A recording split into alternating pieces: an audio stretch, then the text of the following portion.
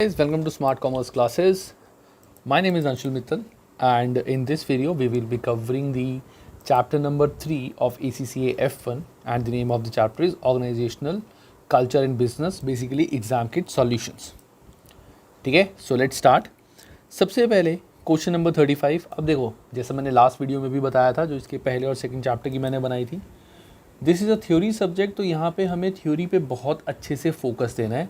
तो जो भी क्वेश्चन आएंगे हमें बहुत बहुत ध्यान से पढ़ने हैं और उसके बाद ही हमें अपना कोई आंसर देना है. ये तुम्हें पता चलेगा इस वीडियो से कि कैसे हमें क्वेश्चन को बहुत ध्यान से पढ़ना है और कैसे हमें सारे कॉन्सेप्ट्स पता होने चाहिए, तभी हम आंसर दे पाएंगे.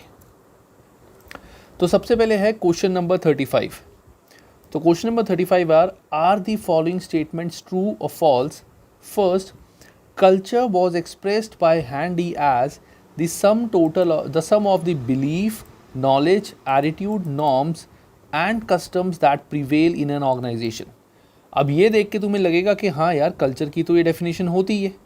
This is the definition of culture, that means this is right. But this statement is wrong.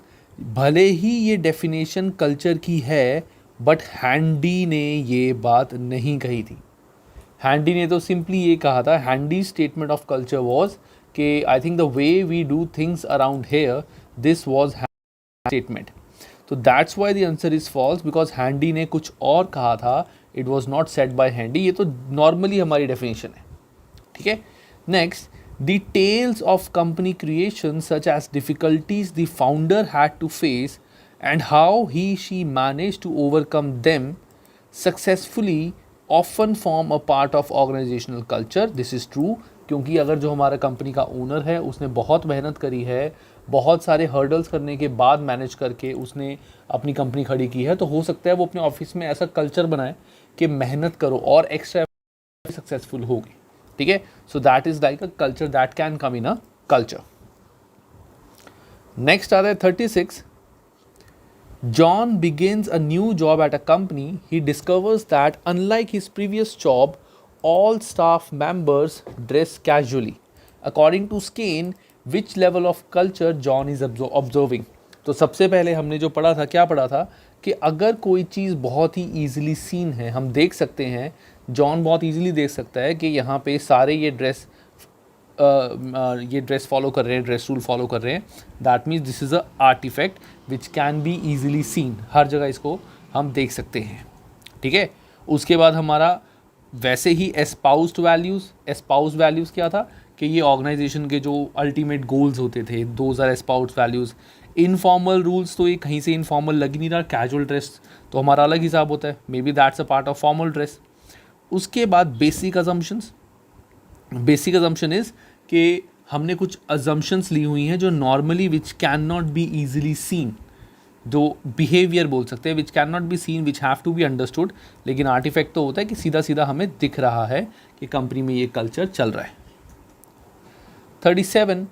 The first leaders of the organization tend to define the later culture. ये चीज़ किसने बोली थी? This was given by Schein. Schein ने बताया था कि first leader जो होते हैं वही हमारी कंपनी का पूरा कल्चर डिसाइड करते हैं कि कंपनी में क्या सारे काम होंगे. आगे तो सब फॉलो करते हैं. ठीक है. तो पॉइंट इज़, अब इन चीज़ों पे तुमने अभी शायद ध्यान से फोकस ना दिया हो पढ़ते हुए, क्योंकि तुमने सिर्फ हेडिंग पढ़ी होगी. बट मैंने बताया था, whenever you are studying, हर पॉइंट को, हर पैराग्राफ को अच्छे से एक बार बुक में से पढ़ो, तभी इन क्वेश्चंस के आंसर दे पाओगे. Next 38. Which of the following is one of the 3 levels of culture described by Skene? इसमें से कौन सा तीनों में से एक कल्चर है? तो पहला, things are short term only such as staffing level. तो हमारे 3 लेवल थे. एक था आर्टिफैक्ट, एक था espoused values और तीसरा हमारा था बेसिक assumption. तो हमें ये देखना है इन तीनों में से कौन सा कहाँ पे फॉलो कर रहा है. Things are short term only as such as staff level, ये कहीं नहीं दिख रहा. Things that are difficult to identify as they are unseen and often unconscious, that can be basic assumption. ठीक है ना. जिनको हम ध्यान से नहीं देख सकते, अनसीन होते हैं, बहुत ही मुश्किल होता है जिनको समझना, things that endure such as organizational hierarchy, नहीं ऐसा कुछ नहीं है.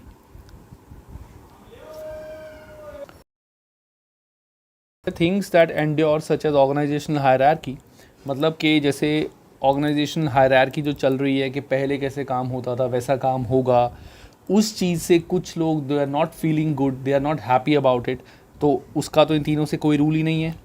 Things that initially appear superficial such as time keeping rules, things that initially appear superficial such as time keeping rules, कि ये सुपरफिशियल लगते हैं. जैसे होता है कि जब भी तुम ऑफिस में आओ तो ऑफिस में आने के बाद एम्प्लॉयज़ को एक प्रॉपर पेज पे पूरा टाइम लिखना पड़ता है कि किससे किस टाइम तक क्या काम किया है, किससे किस टाइम तक क्या काम किया है, ये सारा लिखना पड़ता है.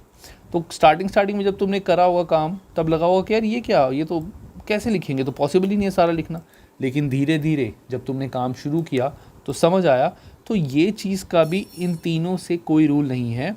हालांकि कुछ हद तक तुम इसको बोल सकते हो artifacts, but actually not. Artifacts होते हैं जो क्लियरली विजिबल होते हैं, कल्चर्स जो हैं. सो दिस इज़ नॉट समथिंग कि ऐसा कोई कल्चर है जो क्लियरली विजिबल है, ये तो ऑफिस में काम करना है.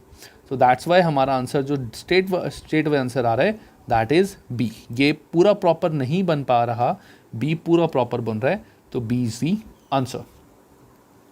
39. Which two of the following are cultural types identified by Handy, कौन से इसमें से हैंडी के कल्चरल टाइप्स थे. तो I think handy,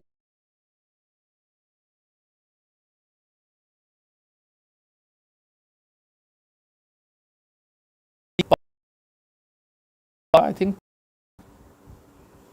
person role power task, तो यहाँ पे रोल है, पर्सन है, ब्यूरोक्रेटिक नहीं है, इंडिविजुअल नहीं है, तो 1 and 2 that means D is the answer. बहुत ही simple. Next, informal organizations can either enhance or hold back the business. this is completely true. ये हमने तब भी पढ़ा था कि इनफॉर्मल ऑर्गेनाइजेशन से हो सकता है कि एफिशिएंसी बढ़े, एम्प्लॉयज़ और अच्छे से काम करें, खुश रहें, या can also hold back the business कि इससे काम डिले हो जाए, गॉसिप्स होनी शुरू हो जाए, सुपरफिशियल चीज़ें फैलनी शुरू हो जाए, रॉन्ग इन्फॉर्मेशन सब स्प्रेड होनी शुरू हो जाए, कंपनी का नाम खराब हो जाए. It can be either ways, तो it is completely true. 41. According to Handy's theory, in the person culture, which of the following would be correct? So person theory जो हैंडी का जो पर्सन कल्चर था, वो पर्सन कल्चर क्या कह रहा था? तो पर्सन कल्चर कहता था कि हमें स्पेसिफिक पर्सन की, स्पेसिफिक लोगों की रिक्वायरमेंट्स फुलफिल करनी है. Satisfying the requirement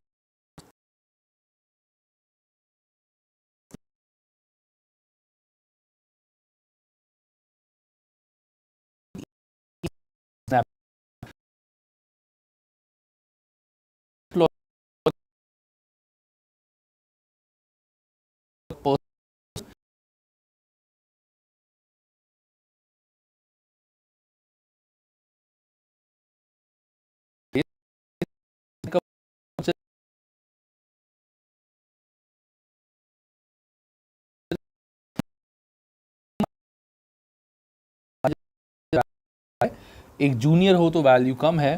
that means they are specifically focusing on a higher level people. So answer would be B.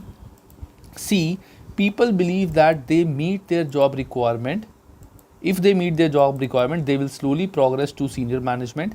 ये बिल्कुल लोअर नॉर्मल है, ये तो नॉर्मल एजम्पशन है, इसका कोई हैंडी नहीं थोड़ी बोला है कि हम इन पे फोकस करें. They are not focusing on any one, तो सभी पे फोकस कर रहे हैं. Rules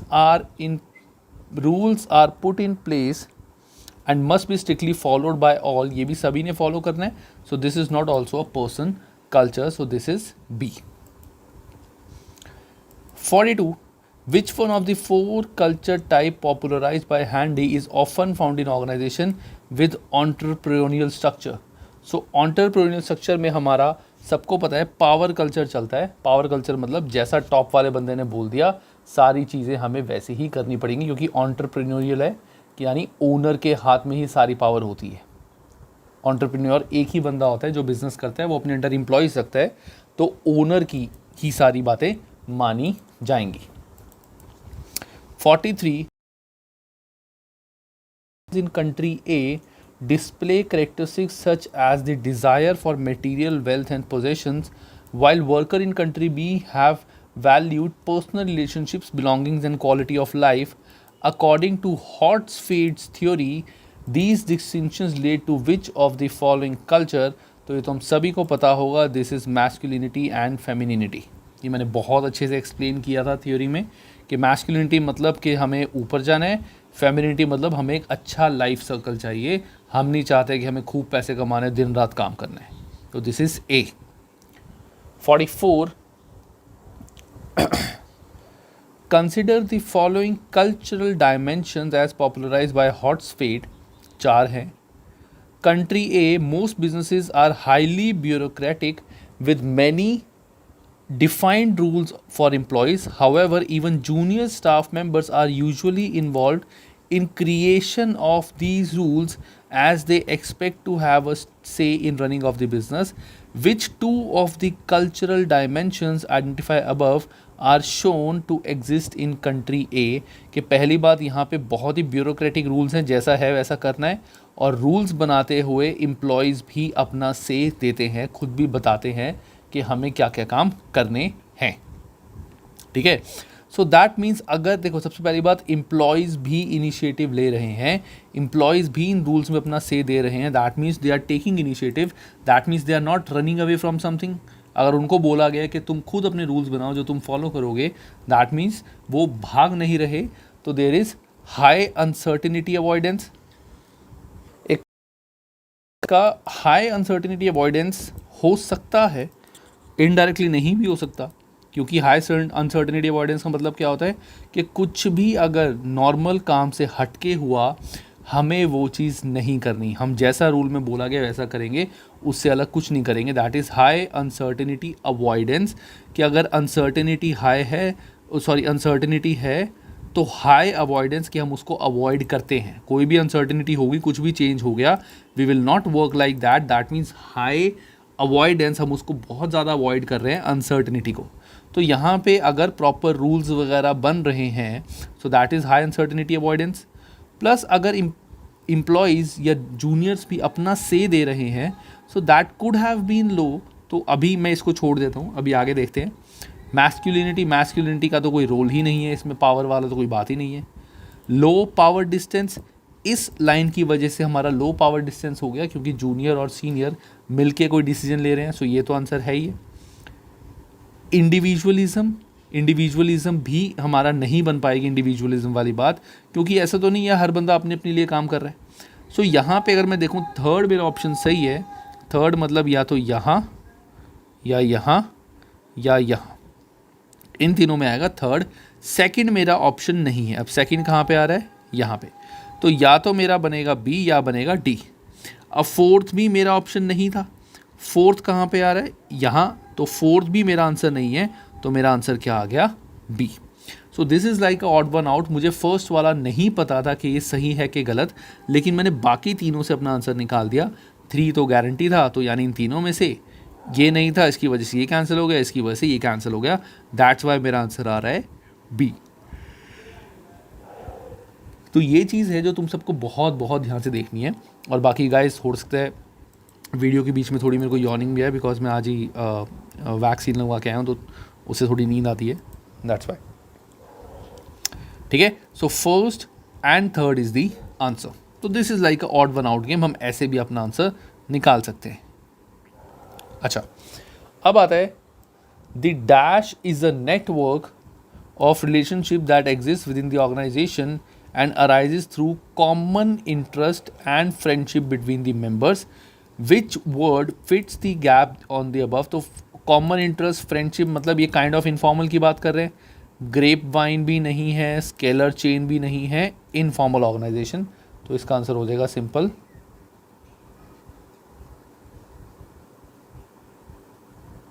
informal organization. Next, 46, last question of this chapter. So 46 is GHF company is currently examining its organizational culture with particular focus on its informal organization. Okay, which of the following statements regarding informal organization is correct? Informal organization की कौन सी statement correct है? Let's read. If managers become involved in the informal organization, employee motivation and productivity usually falls. नहीं, ऐसा नहीं है. It can gain as well, कि अगर मैनेजर भी इनफॉर्मल ऑर्गेनाइजेशन में है तो जूनियर सोच सकते हैं कि देखो मैनेजर हमारे साथ बैठ के खाना खा रहा है, हमसे बातें कर रहा है, तो they it can be a part of motivation. तो A is not the answer. The informal organization typically tends to encourage employees to act as individuals. ऐसा नहीं है. Informal में as individuals की जगह as group उनको ज़्यादा एक मोटिवेट मिलता है, इनकरेज मिलता है कि मिलके काम करते हैं, आपस में बातें कर रहे हैं. इंडिविजुअली अगर काम करना था तो ग्रुप्स तो बनते ही नहीं है. ग्रुप्स नहीं बनेंगे तो बातें क्या होंगी, तो क्या इनफॉर्मल कल्चर होगा. Third, the informal organization may form a significant part of the opposition managers of the opposition manager face if they attempt to implement changes in the organization. May form a significant part of opposition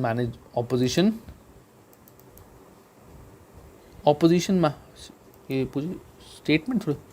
Significant part of opposition managers face if they attempt to implement.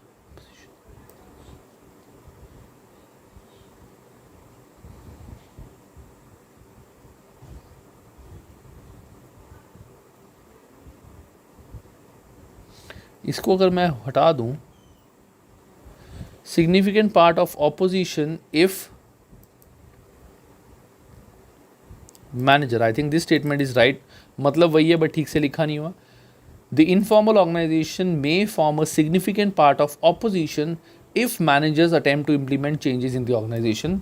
This statement is true, क्योंकि informal organization में क्या होता है, काफ़ी सारे friends बन गए होते हैं, काफ़ी अच्छे अच्छे रिलेशंस बन गए होते हैं, कई लोग गर्लफ्रेंड बॉयफ्रेंड भी बन जाते हैं, ठीक है, कईयों की शादी भी हो जाती है. तो क्या होगा, जब एक बहुत बड़ा प्रॉपर ग्रुप बना होगा, बहुत सारे ग्रुप्स बने होंगे, और तुम ऑर्गेनाइजेशन में जैसे चेंजेस करो कि कल से ये दोनों कहीं और जाएंगे, ये दोनों कहीं और जाएंगे, तो उसमें क्या होगा, ये सारे लोग they can stand as a opposition के नहीं, हम तो सारे यहीं पे मिलके काम करेंगे. पहले हमने पहले तुमने हम सबको साथ बिठाया और बोला कभी अलग नहीं होना, हमने अच्छा सर्कल बना लिया, अच्छे रिलेशंस बना लिए, नाउ यू आर सेइंग कि अलग होना है. This is not possible. So this can act as a opposition अगर कुछ भी बड़ा चेंज मैनेजर्स करते हैं. तो सी इज़ द आंसर. एक बार डी भी देख लेते हैं. Inter divisional communication tend to be weaker through informal network when compare to formal network. नहीं, बल्कि तो स्ट्रॉन्गर होता है. इंटर डिविजनल मतलब आपस में दूसरी डिवीजन के लोग. इनफॉर्मल है तो बैठे बैठे चाय पी रहे थे दोनों, पहले ये बंदा चाय पीने गया, दोनों आमने सामने मिल गए, यहीं उनकी डिस्कशन होगी. सो ऐसा नहीं है कि ये वीकर होता है. So this is not also right. So answer is C. ठीक है, और यहीं पे तुम्हारे चैप्टर ख़त्म होता है. तो तुम्हें समझ आ चुका होगा कि तुम्हें किस वे से इस चैप्टर को पढ़ना है. बहुत ध्यान से, बहुत अच्छे से एक एक चीज़ को तुम्हें पढ़ना है, और मतलब तो पता होना ही चाहिए हर चीज़ का. चलो bye guys, take care and have a good time.